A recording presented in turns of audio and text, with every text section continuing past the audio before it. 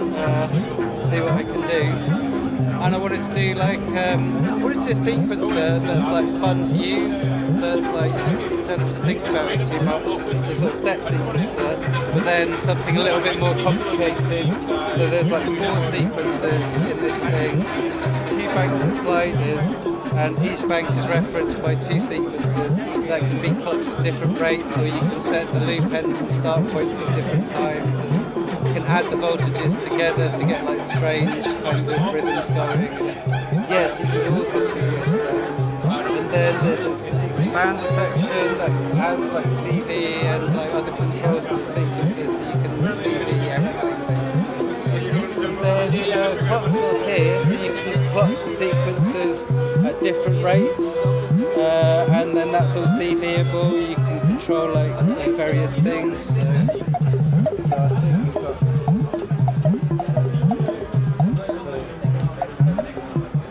So that's doing like a triplet thing now.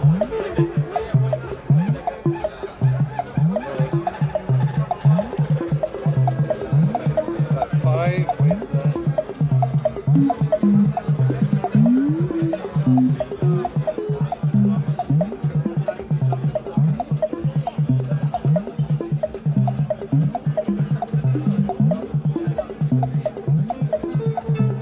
Really weird sort of polyrhythms like that.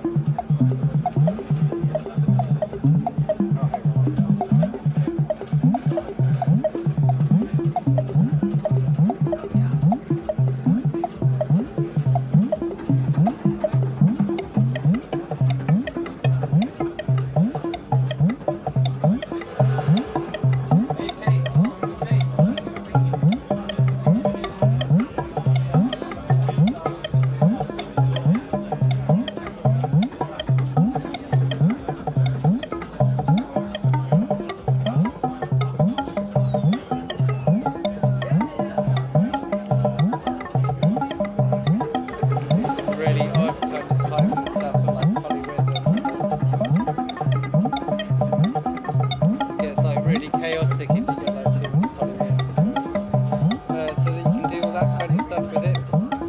Then, because the clock source is also just like an oscillator, and it has like a multiplier in there, so you've got like times 1, times 2, times 3, up to times 8, and then that can work at audio rates.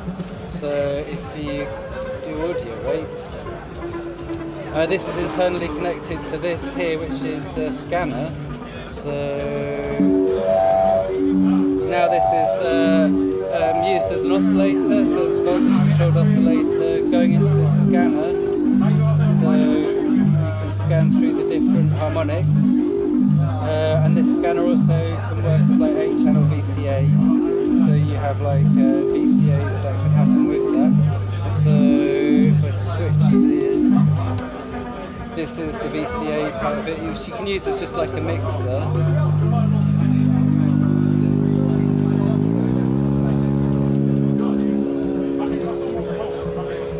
So you can just have that as like a mixer and then like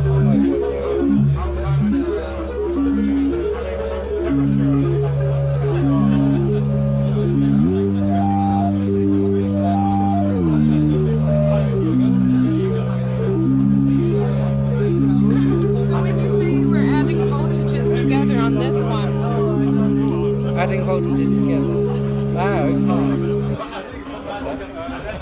Adding voltages together. Oh yeah, so here, with the sequencer. So what you could do is you've got like voltage outputs for each of the sequences. So sequence 1, 2, 3, and 4. But you could also add like sequence 1 and 2 together, and then you can have like one of the sequences doing like 5 steps, or doing 3 steps, and then you've got like 15-step pattern. So you can add the voltages together like that. Then there's also voltage output for the top sequencer will run and it'll get to the end and then flip over to the next sequencer. So that would do like 1 to 3, and then same do like 2 to 4. So you can get like weird patterns that way where you're setting different sort of endpoints and it will come back at different points. And then You can change the direction of the sequences, and that also works with like a pulse signal coming in. So you can have one sequencer, so when it runs to the end it'll produce a pulse, and then you take that pulse output, go into the direction input, and then it'll change the direction, so it'll just go forwards and backwards basically. And what else? Oh yeah, and then you have like the expander here, so you can change the gate length of each of the gate outputs. You can change the step order, so you can like, nice way to get variation without losing the original pattern. You can strobe them, so you can like stick an oscillator in, and then you can use this as like a, you know, draw your wave shapes in, and it will like just follow like the oscillator pitch. And oh yeah, this also works as like these steppers like on, off, and slide, so you can turn it into an envelope if you wanted it to be like an envelope. And then there's a bunch of CV things here to control loop start and end points, to control the gate length. You can reset it to step 1, or you can reset it to the start of the loop. I think that's about it. Wow, that's quite an intimidating expander with all these. Oh, and you can hold the step as well, so you can do ratcheting. Yeah, I keep forgetting about that. Yeah, you can hold the step.